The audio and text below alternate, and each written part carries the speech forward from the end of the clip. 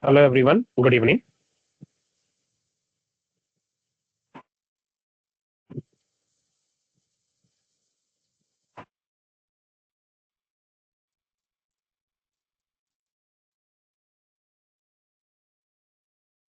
Yes, am I audible?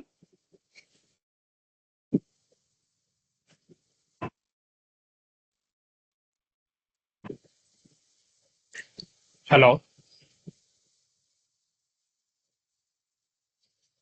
Hello? Yes. Yeah, Koti, am I Yeah, audible? yeah, you are audible. Okay, good. Okay, let me share my screen. Mhm.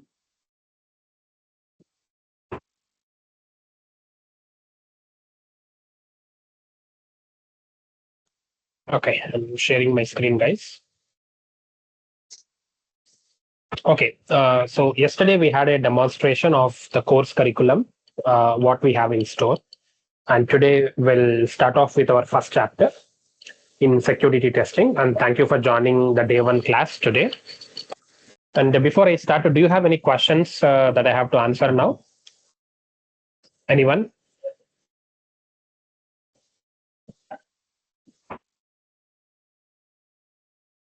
Okay. Again, I'll go with an assumption there are no questions. So today, uh, again, yesterday a few of the people have reached out to me on the WhatsApp asking me to talk about the prerequisites as well. So probably rather than just telling it, we will go a little depth about the prerequisites as well today. So the discussion will be on client and server architecture today. So we'll talk about client and server architecture, which is one of the important topics for us to understand for security testing. So what I'll do, I'll open the Paint application.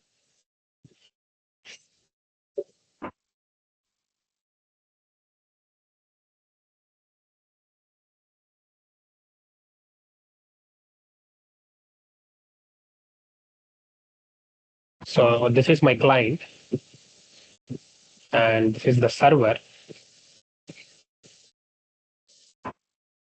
We all know a client is any application that sends a request to the server.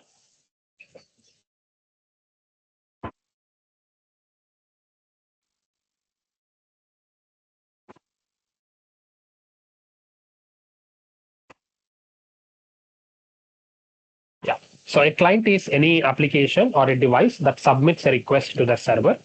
And server is again another device which receives client request to analyze it, then process it, and then give back a response to the client. Examples of client applications include your browsers, your automation tools that you use, like Eclipse Editor or Jmeter or Burp Suite, or so many other tools are there as an example that serve as client, because using those tools, we submit requests to the server. And examples of server include, again, servers come in multiple formats. You have application servers, you have infrastructure servers. Within application or web servers, you have examples like Tomcat server, Microsoft IIS server, Nginx server. And from infrastructure servers perspective, you have servers from AWS, Azure, Google Cloud, right? So these are few of the examples for server. Now, what we know is the client typically sends a request to the server, right? So the client sends a request to the server, and the server gives back a response to the client. This is something we know. So let me also just write it here. So the client sends a request, and the server sends back a response. Right? So the server sends a response back to the client. But when client and server are communicating with each other while exchanging a request and response, there are so many other attributes that also gets exchanged, and let's talk about them today. So along with request, the request is accompanied by something called protocol, and the request is accompanied by something called HTTP methods or verbs. And the same request is also accompanied by HTTP request headers. And from server to client, we know that the response anyways is going. So let me put the response here. And the server sends to the client HTTP response headers. The server also sends something called a response code. And again, every response code is associated with a response description. So if we understand all these things, I think client and server architecture is maximum understood. And this is what happens whether you are doing backend API level automation testing or performance testing or security testing. So let's try to understand examples of request, examples of protocols, and other ones. An example of a request is anything that you submit on the server, right? Example, when I type in google.com or when I type in, let's say, some application. So that's a request I have sent on the browser, which is my client, and I got a response. So this is a HTML response, and this is the example of a request I have on the internet, right? So that's one example of a request. Let's put it here. So this is one example request. Now, every request need not give you HTML response. There are certain requests which gives you XML response or text response or JSON response. Example, I have this request.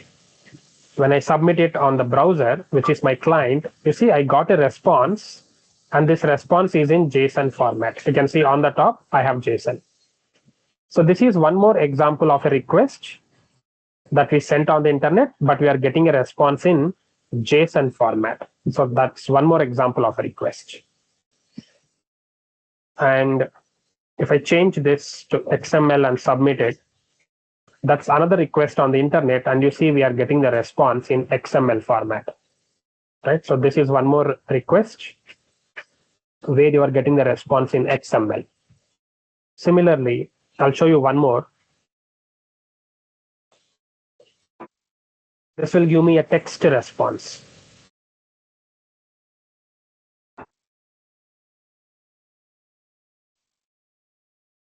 That's a text format response I'm getting. So these are certain examples of requests we have. And all you have to understand is when you get the response from server, it can be in HTML format. It can be in XML format. The response can come in JSON. The response can come in text format, or in any other format, you can get the response from the server. Okay. So while doing security testing as well, we'll have to first understand our application, which is typically following a client and server architecture or an entire architecture. We have to understand the kind of response we are getting, and accordingly, your security testing techniques can be implemented. Okay. So this is some examples for request and some examples for response. Every request you send it to the server, right? So here we have taken some example request. Here you see there is a protocol, right? So there is a protocol here.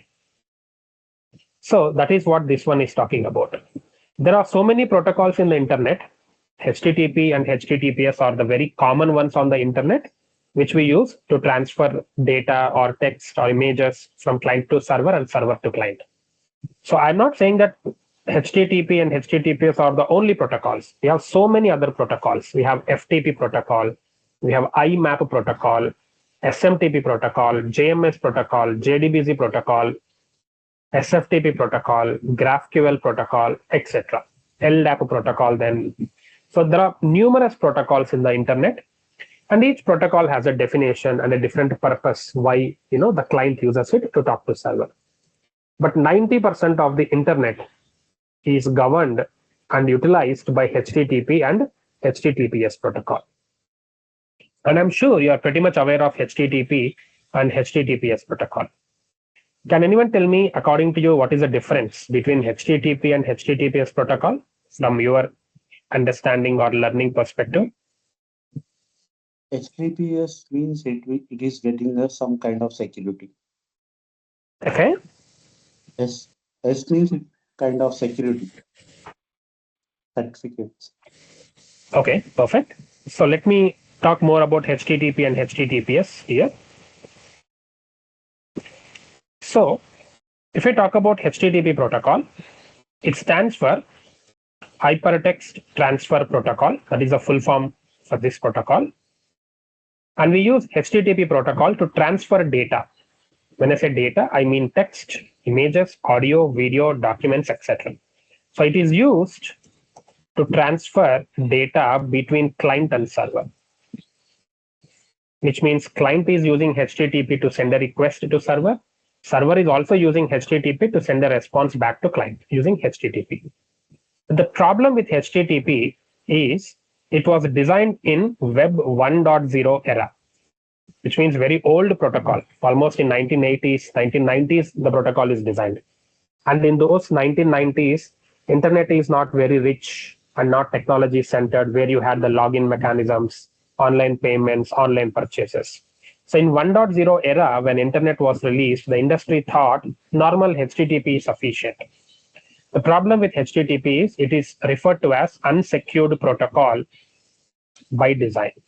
So by design itself, it is unsecured. So what do I mean by unsecured protocol? It transfers data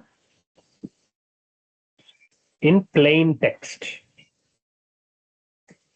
So the data gets transferred from server to client or client to server in plain text format, which means your password is exposed as it is, your credit card is exposed as it is, your username or whatever message you send, whatever you supply on the internet, your data can be seen by a third party person as it is if they hack your application. And that's how HTTP is designed. So that's why they call it as unsecured design or unsecured protocol by design, right? Therefore, hackers can easily trace your data, right? But slowly, as the internet evolved, right, in 2000, Yahoo came into picture, Hotmail came into picture. So login is having user credentials, and once user logins, they're sending confidential emails between family members or office. Now people don't care about emails, but in 2000 or 1999, emails have their own relevance, right? So that's when the industry thought we'll have to upgrade HTTP to a secured format, and that's when they made HTTPS. So again, if I just copy these points, so HTTPS is Hypertext Transfer Protocol with security. That S stands for security, and it is used to transfer data not in plain text format. We'll talk about that, but it is also used to transfer data between client and server. And this one is released in Web 2.0 era when internet was evolved. And this protocol is a secured protocol by design, which means the data transfer between client and server happens in encrypted format. So encrypted format is a format which is like difficult for hackers to understand, right? So your username, if the username is admin, password is ABCD, the hacker won't see the password as ABCD. He will see some lot of 20 characters, 30 characters with exclamation marks, with special characters, with numbers. So hacker understands that it is a garbage data, not the real password, not the real username, not the real credit card number. So your data looks in a different format, right? Example, if my username is Kiran, and if it is encrypted, Kiran looks like something like this. So this is another way how Kiran looks like. Similarly, if my password is, let's say, security, then the encrypted password of it could look even something like this. So this is how the hacker will see the password, which means the original password is hidden from him. So that's what we simply call it as encryption.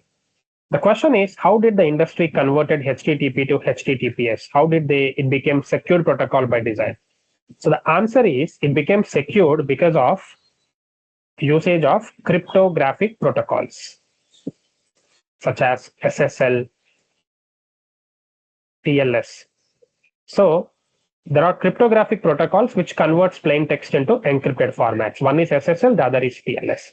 So HTTPS used these protocols to convert HTTP to HTTPS, which means HTTP, when given the power of SSL, it became HTTPS. Or HTTP, when given the power of TLS, it became HTTPS.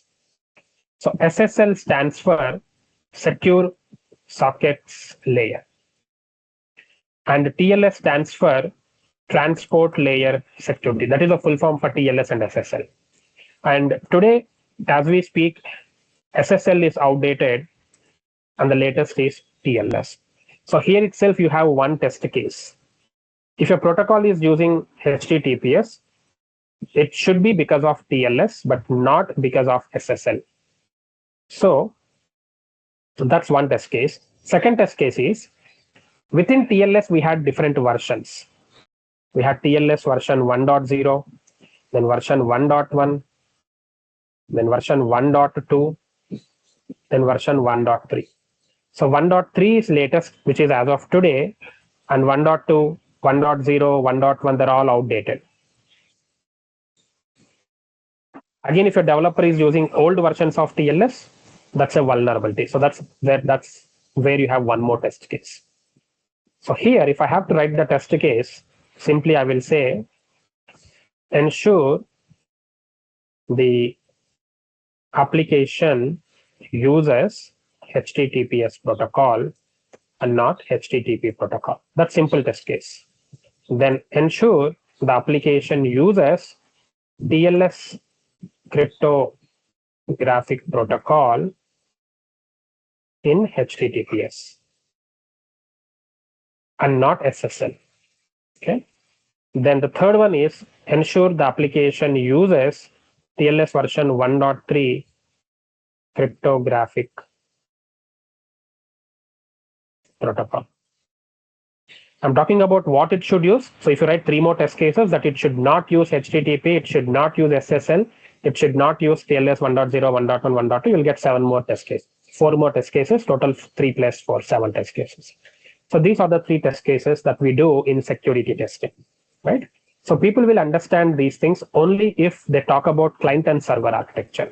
So here, either the developer uses SSL or TLS. But as I've said, recommendation is TLS version 1.3.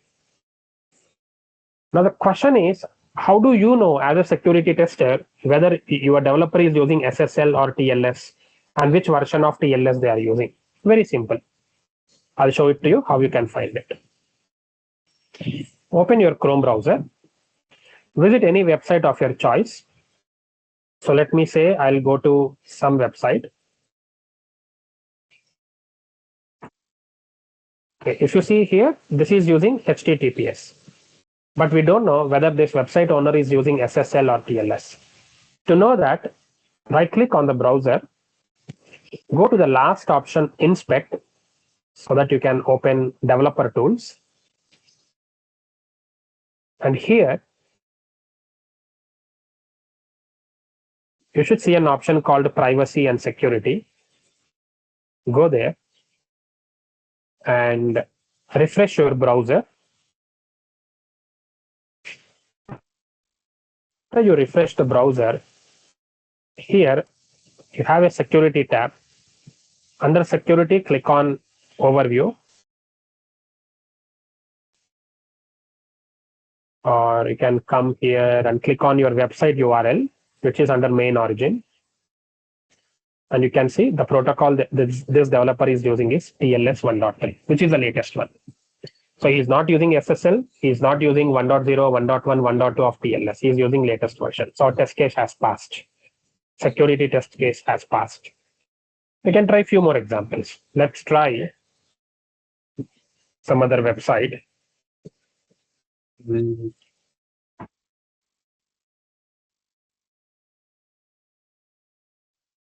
Yeah, so this website is using old version of protocol, TLS version 1.2. So I found a vulnerability, meaning I found a security bug because this website developer is using old version of TLS protocol. He has not yet upgraded to TLS 1.3. So that's a security concern we have detected. Okay. Am I clear to everyone until this point? On the first two things, request, response, and protocol. Any questions?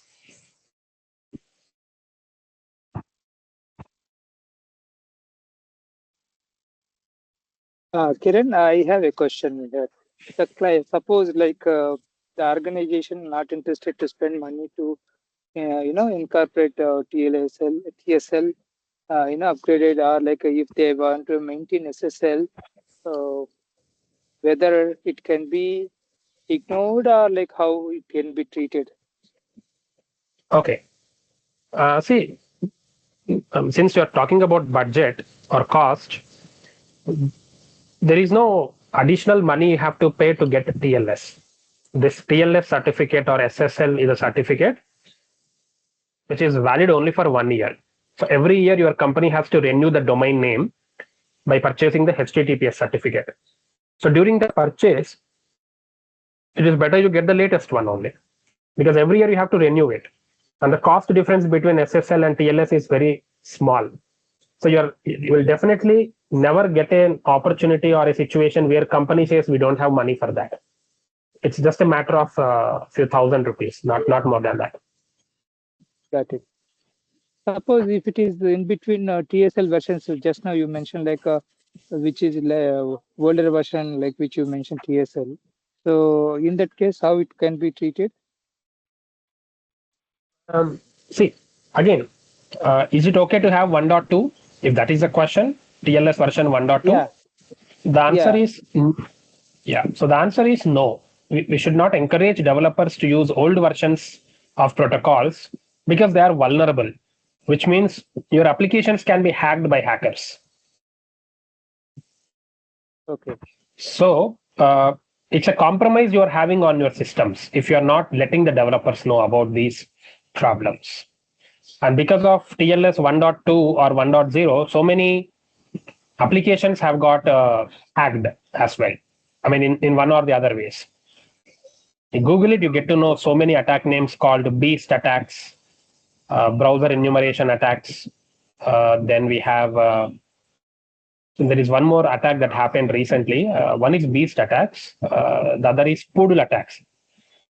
So poodle attacks and beast attacks are very common when you have not upgraded your SSL to TLS. Okay. Suppose like developers not understanding, even though if we are keep on telling, I mean, if they are lethargic, like not interested to do that. So even company policy saying that, ESL up to date version. So developers are not care about it. It's known thing for testing perspective, and we can give certificate. I mean, sign up with that. Correct? As known issue. Yeah, in the worst case, that is what happens. As a known issue, you have to sign it off. Thank you. Yeah. Okay, so moving one step forward. So in the client and server architecture, we discussed about client sending a request. Every request is using a protocol. And every request is followed by a HTTP method or a verb. Now, what exactly is a HTTP methods or what are HTTP verbs? Simple. We know that client is sending a request, but server should know what type of request you are sending. To explain that, client uses HTTP methods. So the definition of HTTP methods is, or HTTP verbs.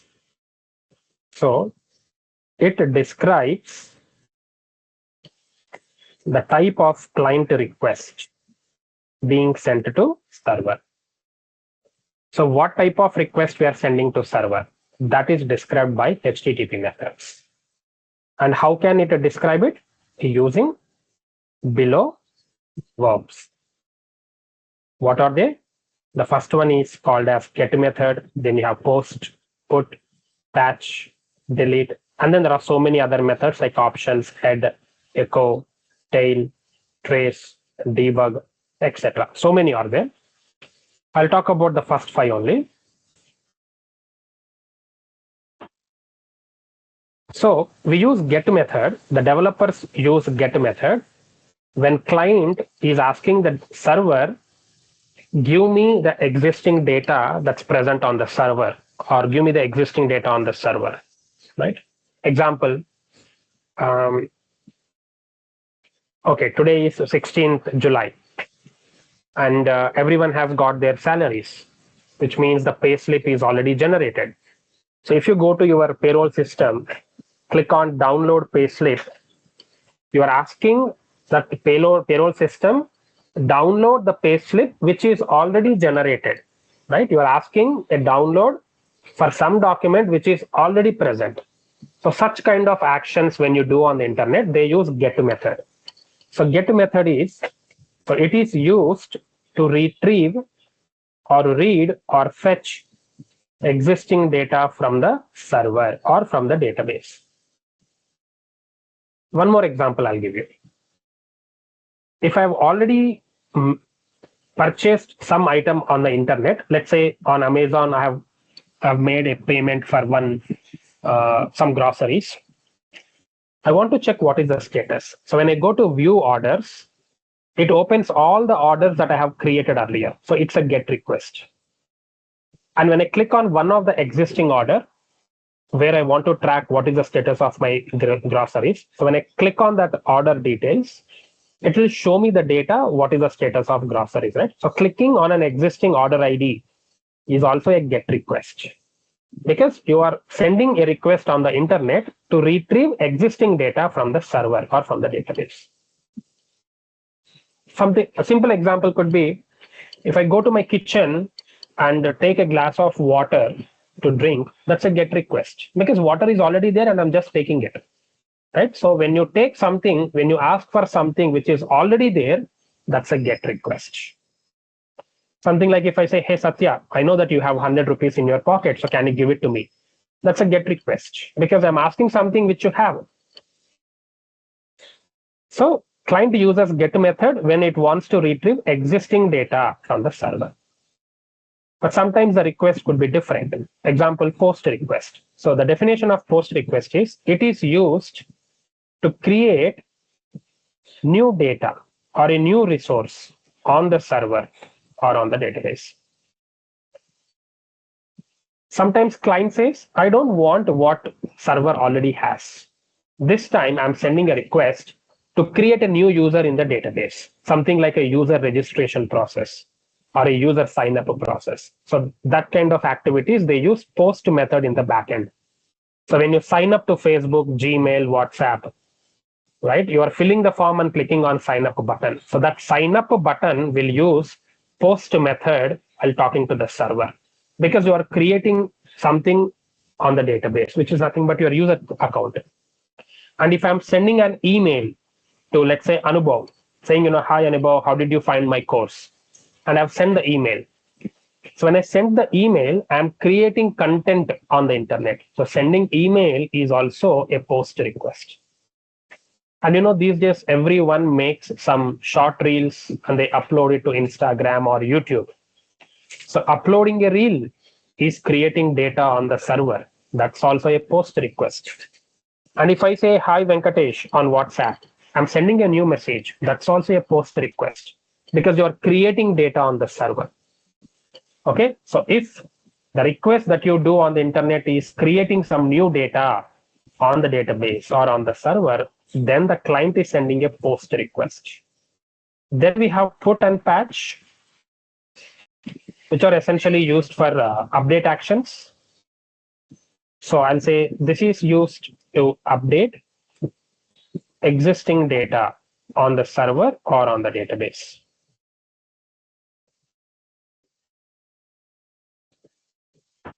So put and patch methods are used to update existing data on the databases. Example of updates actions is like, I sent a message to Venkatesh, hi, how are you?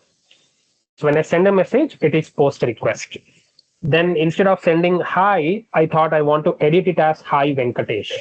So when I edit the message in WhatsApp or this Microsoft Teams as hi Venkatesh, it's an edit action I did. So that's when put method can be called or patch method can be called in the backend.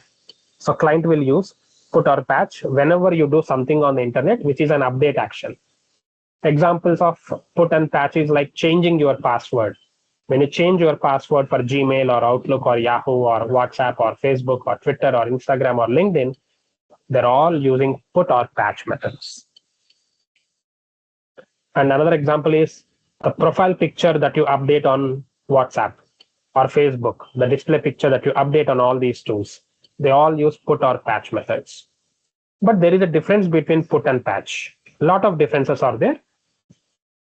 Put is used to update all the details. So put is used to update all the details or partial details. Whereas when you talk about patch method, it is used only to update partial details. Not all the details in the database will be updated. Which means if there are 10 fields I have to update, if I'm updating all the 10 fields, that's what I mean by all the details. If I'm updating less than 10 fields, like maybe 5 fields only, 6 fields only, then I use the word partial details. So the developers can use put to address all the details or partial details updates. But the developers will use patch in those situations where if they know that these updates will be always partial. If it is always partial, patch.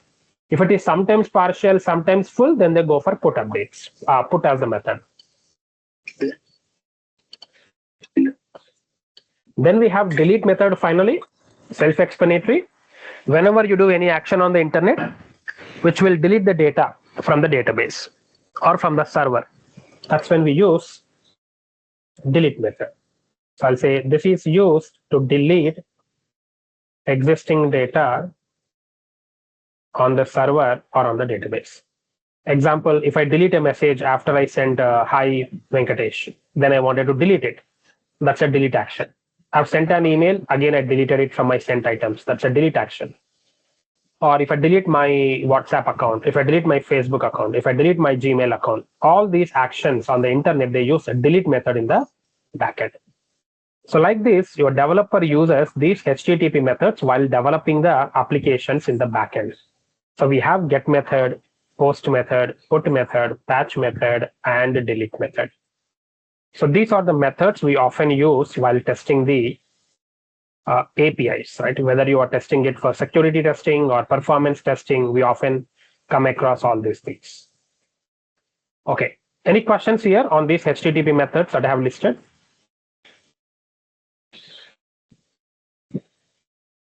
Anyone? Questions on these methods? No question. Okay. Then we have HTTP request headers.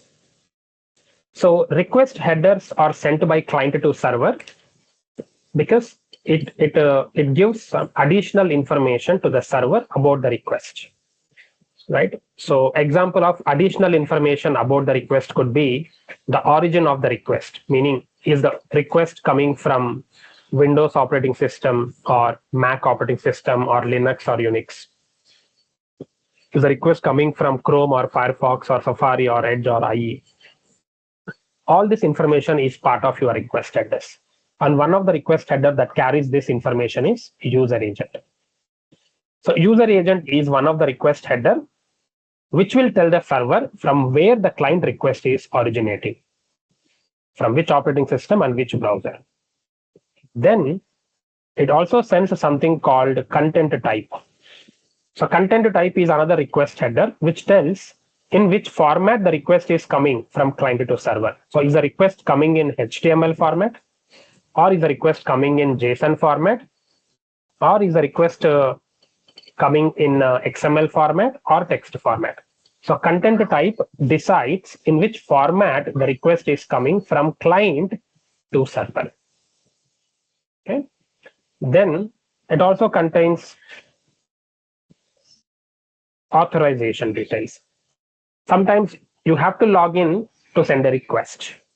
So your authorization credentials in encoded format or encrypted format will be sent to server in one of the request header, and that request header name is authorization. So it contains your bearer access token or JSON web token or basic authentication details or digest authentication details or OAuth authentication. It's all present in HTTP request headers. Okay. Then, I mean, there are so many request headers, not one or two. There are like nearly 50 such request headers. I'm just talking about few of them right now that makes to understand, right? And sometimes you have a header called accept language, which means, and then one more header called accept. So accept language header is sent by client to server to tell the server in which format, meaning in which international language the server has to give a response. Should it give the response in English or French or Hindi or Chinese or Japanese or some other international language? So that response from server to the client is decided by this request headers. Accept. Accept header is sent by client to server to tell server in which format it will accept the server response. Because server can give a response in HTML, XML, JSON, text, YAML, etc. Any other format server can use. So client has the opportunity to tell server that I want the response only in a specific format. And that will be told in the accept header. So these are few of the important headers, request headers that client sends to server. Okay, and all these things plays a role when you are doing security testing. Right, so this becomes the prerequisite. If you do not understand client and server architecture, then definitely we may not be able to do justification during the testing process of security. So that's about request headers. Any questions here on request headers?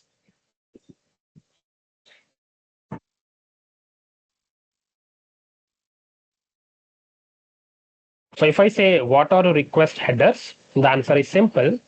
Request headers are the additional metadata that client is sending to the server. So let's write it here. We have HTTP request headers. I'll say it is sent by client to server, of course. And now I'll say it is the additional metadata sent by client to the server along with the client request. Right? Examples of request headers include the ones I said, user agent. It will reveal the origin of your request, such as the operating system details and browser details. Then you have content type. This will tell in which format the client request is coming to server. Is it coming in JSON or HTML or XML? That's what is stored by content type. Then you have authorization. This talks about your client login credentials, such as bearer access token or OAuth authentication, etc. Then you have accept header and accept language header. Accept language will tell in which international language the server response should come to the client. Accept header will tell the server in which format client will accept the response. That's about 50% of the journey from client to server. And during security testing, we see all these things almost with every request that we are going to tamper.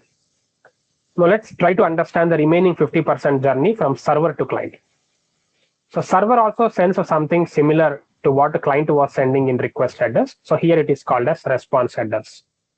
So this is also additional data that server is sending to client along with the response. So examples of response headers include content type. So server also will tell client in which format it is giving the response.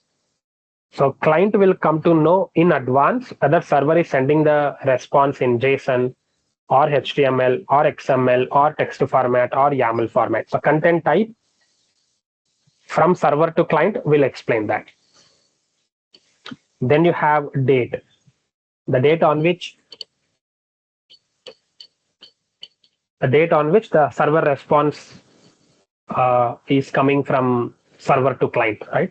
Typically, the response will always be on the same date as you send the client request. Not an important header. Then you have cookies. So if server has to send any cookies to the client for personalization or user customization experience, cookies are sent by server to client, and they're all packed in response headers. And if server is sending any cache memory to the client to tell the server that you have to remember this response for next 1 hour or 1 month or 365 days, that information is there in cache header. Yeah, and then etc. I can say all this information is part of your response headers bundling pack. So if I just put it here, HTTP response headers,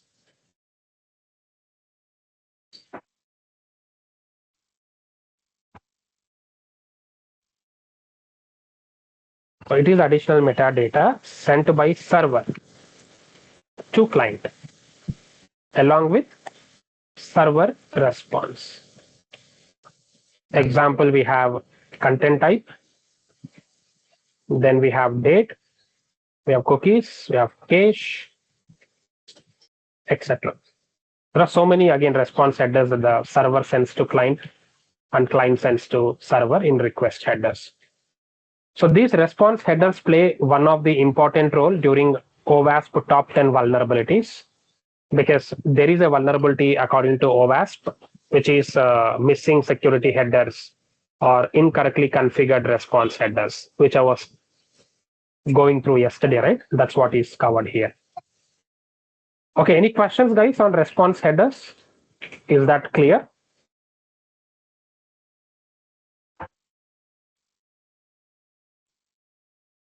Guys, please unmute and say something or use these emoticons. You can send one of these emoticon to let me know if it is clear or still unclear. Oh, says no questions. Thank you. Okay. Finally, we have two more things from server to client, which is response code and response description. So every time the server sends a response to client, the response is packed with something called response code, and every response code is packed with a response description. So what exactly is a response code? Let's write here and then discuss. So I'll say it is a 3-digit status code sent by server to the client. Why it is sending it? To reveal the status of client request. So we know that client had sent a request, right? So the request might have passed or failed or redirected or there's an error. So server will tell what happened to that request using this 3-digit status code called response code. And in the internet, the response code starts from 100 and it goes all the way until 599. So that is the range of response codes in the internet.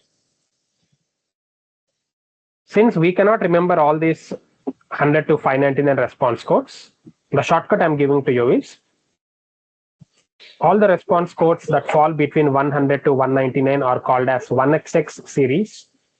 Similarly, 200 to 299 response codes, they fall under 2xx series. 300 to 399, they fall under 3xx. Similarly, I'm writing for 4xx and 5xx. So we cannot remember all these 599 response codes, right? So I'm classifying them as 5 because we need to remember these 5 to work through our automation testing at API level or performance testing or security testing. So anything that falls under 1xx, we call it as informational responses. And anything that comes under 2xx, we call it as successful responses. Anything that comes under 3xx, we call it as redirectional responses. And 4xx, they're called as client-side errors. 5xx, they're called as server-side errors. Okay, so let me help you understand what do we mean by this. If the server is giving a response code to the client, and if it falls between these numbers, example 101 could be a response code, 105 could be a response code, 132 could be a response code. So you need to understand the meaning of it, right? So the overall general meaning is it's an informational response, meaning the server is giving only a piece of information and the full response is not yet given. Something like informational responses could mean your request is still in the pipeline. Your request is still in the queue. Your request is going to be addressed in the next few milliseconds. So such kind of responses are treated as informational responses. But eventually, it has to become either success or an error. So informational responses is a temporary state. It's a temporary state or a temporary response code. Then you have successful responses, which means the request that you have sent to server has been accepted by server, processed by server, and now the response is also given to the client by the server. They are all treated as successful responses. Example, if I open a calculator and say 2 plus 3, and I'm pressing enter on my keypad, still I don't see the response, right? So it is still processing in the backend. The moment I press enter, assume that I have pressed enter already. Now I got the answer as 5. Forget about whether 5 is correct or not. This is called successful responses. Because I have to get a response and I got response. Whether the response is correct or not, that's your functional testing. But server will say that I have processed your answer and gave it to you. So I'm giving you a successful response code, which is 2xx. Then you have redirectional responses. So redirectional responses will come into picture when server 1, which got the request from the client, says to the client that I am busy, so I am redirecting your request to some other server. That is called as redirectional responses. So in the internet, on the production system, you have so many servers behind the load balancer.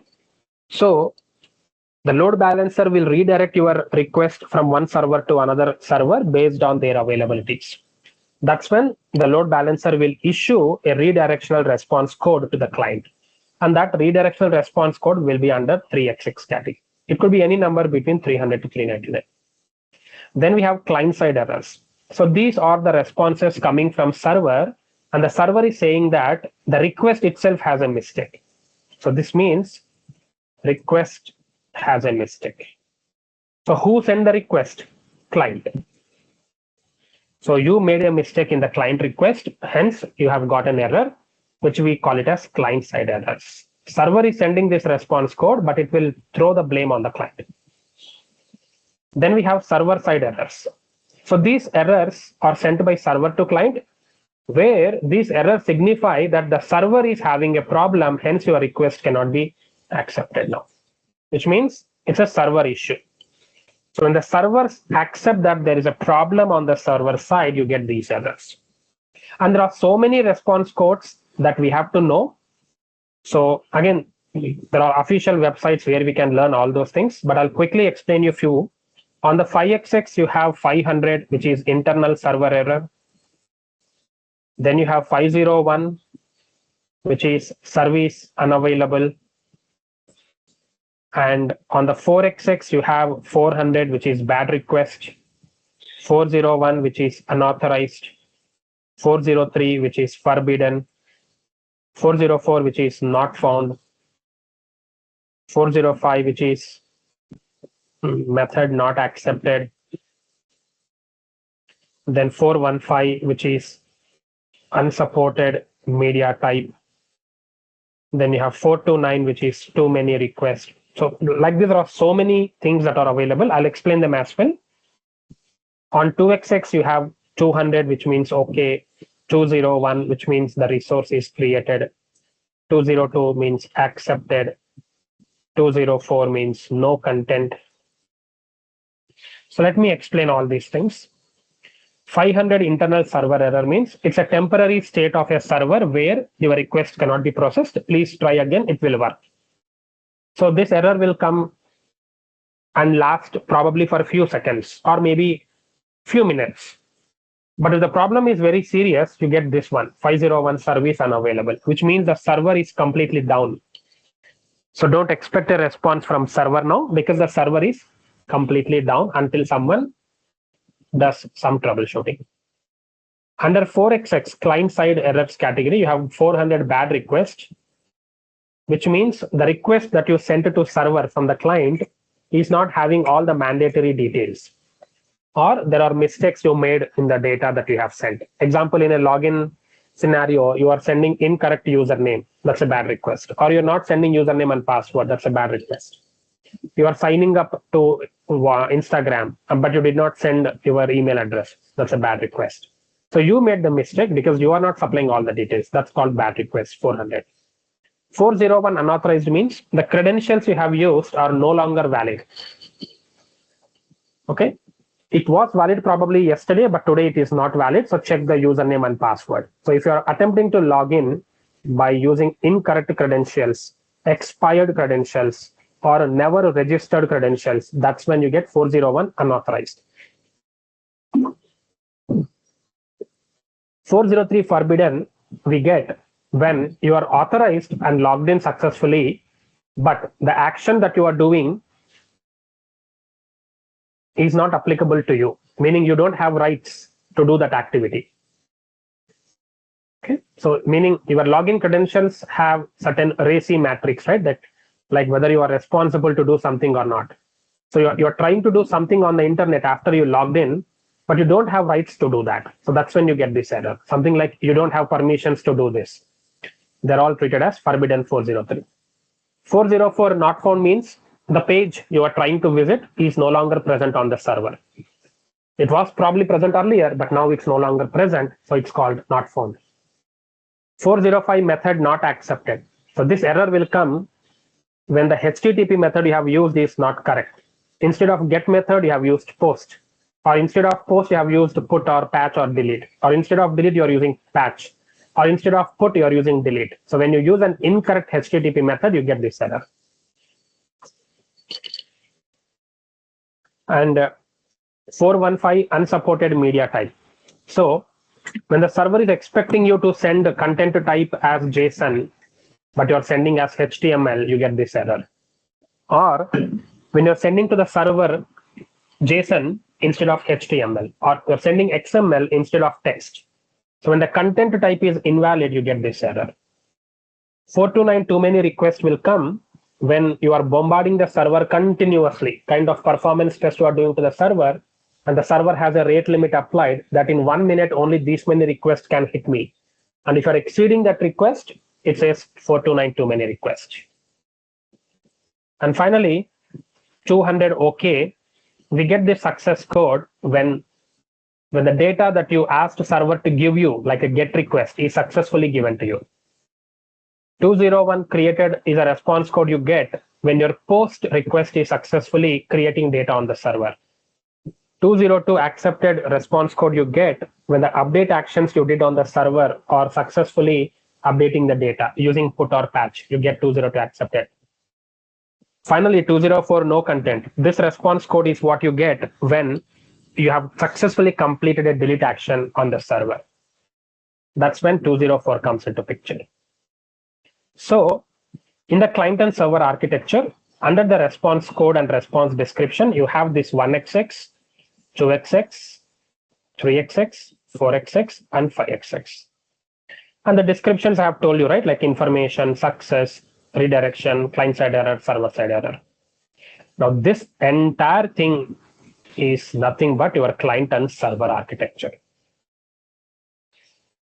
This is what happens when you work on the browsers, when you send a request on your smartphone, right? And this is what we should be testing as an API tester, as a performance tester, as a security tester. Now, this course focuses more on security testing. So we'll use all these concepts to see how security testing can be taken forward. Okay. So today we have completed one of the important prerequisites, understanding of APIs, understanding of HTTP methods, and client and server architecture. Any questions, guys, before we sign off from today's class? Take it on, Vijay. Yes. So you mentioned something about cookies from server side, right? Can you talk more on that? Why we use cookies? Why server sends cookies to client back? What was the use or purpose of that? Okay. Cookies are typically sent by server to client to tell the client that these are your user preferences based on your browsing patterns. So next time you visit the website, you get a personalized experience. So cookies tell the client and server that this guy is a repeated guy, so that the rendering of the website will be according to your taste. Example, let me open Chrome. I'll give a simple example because we don't have time much, but I'm happy to answer a question more in depth in tomorrow's class as well. If I open google.com,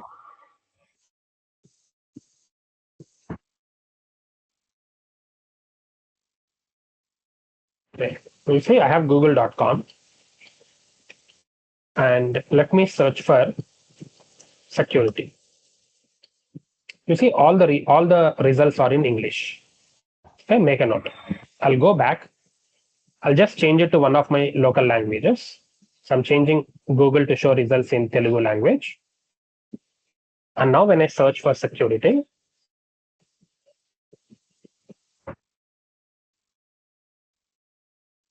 okay, did I change or no?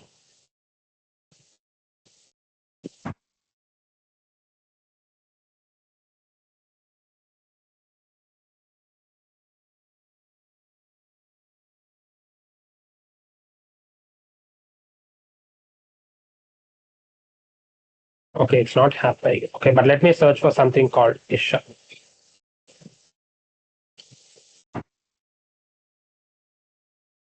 Okay, for some reasons it's not happening here. Let me change it to some other language.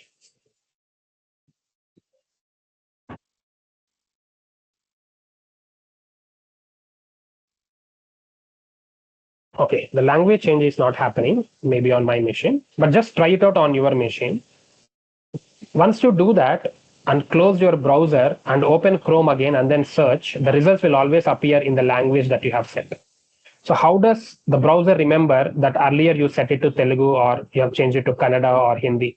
Because of cookies. So if cookies are enabled on your computer, I think on my machine they are disabled probably. So if cookies are enabled on your computer, they remember your preferences. Your preferences are typically what are you doing on a particular website when you visit. And that information is captured by server and sent as a cookie back to the client, so that next time you visit the same website, you will get better experiences. Better experiences could be in the same language, the results will come. And maybe you get more discounts if it's an e-commerce site. And probably the first page will talk about only the products that you are actually visiting earlier, right? So you get a custom experience. That's what cookies are used for. Okay. So basically cookies are like meant to store the information from the user side, right? That's what I got. Yes. Okay. Yes. Thanks. I'm good on that. Yeah. Yep. You're welcome. Thank you. Any other questions from the rest of the crew?